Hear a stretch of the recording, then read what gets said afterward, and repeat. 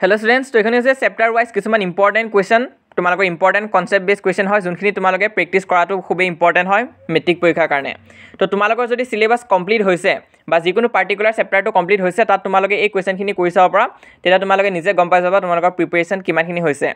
তো ইয়াত চাব পৰা ইম্পৰ্টেন্ট কোৱেশ্চনখিনি আছে মাত্ৰ 3-4টা মান কোৱেশ্চন আছে প্ৰতিটো চেপ্টাৰৰ পৰা আৰু এখিনি তোমালোকে কিন্তু প্ৰেক্টিস কৰি যাবা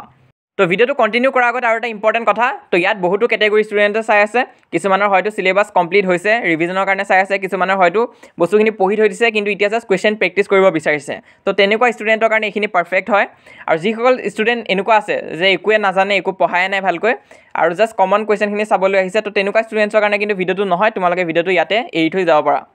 কাৰণ এখিনি ইম্পৰ্টেন্ট আছে আৰু এখিনি তোমালোকে কনসেপ্ট জানিলেহে কৰিব পাৰিবা মুখস্থ কৰো বুলিকে নহয় কাৰণ তোমালোকক ভ্যালুটো বদলাই দিব পাৰে কিন্তু ভ্যালুটো যদি চেঞ্জ কৰি দিয়ে তেতিয়াও কিন্তু তোমালোকে পাৰিব লাগিব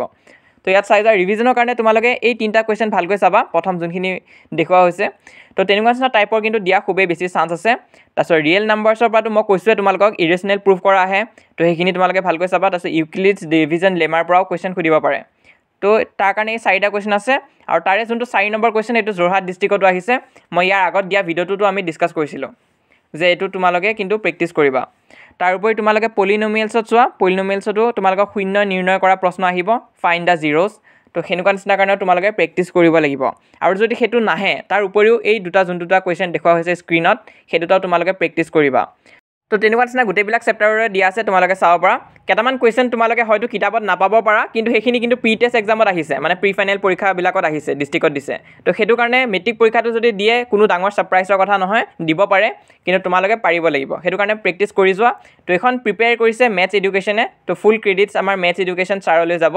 তো তোমালোকে তেওঁ চেনেলটো এবাৰ চেক কৰিব পাৰা আৰু এখিনি কিন্তু তেওঁ আগতেও প্ৰেক্টিস কৰাই থৈ দিছে তো কথা এটা হল যে এটো অকল আসামিজ মিডিয়ামতহে দিয়া হৈ আছে তো ইংলিশ মিডিয়ামৰ ষ্টুডেন্টখিনি অকমান প্ৰবলেম পাব পৰা হলেও চাই যোৱা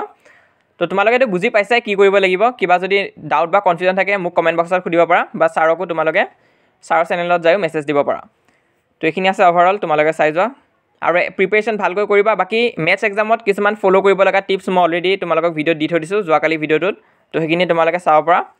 তো তেনেকুৱাকৈ ভালকৈ প্ৰিপাৰেচন কৰি যোৱা তোমালোকে নিশ্চয় লেটাৰ মাৰ্ক বা তাতকৈ অধিক স্কোৰ কৰিব পাৰিবা তো বাকি এখিনি চাবা তোমালোকে নিজে আৰু এক্সামৰ কাৰণে সকলোকে অল দা বেষ্ট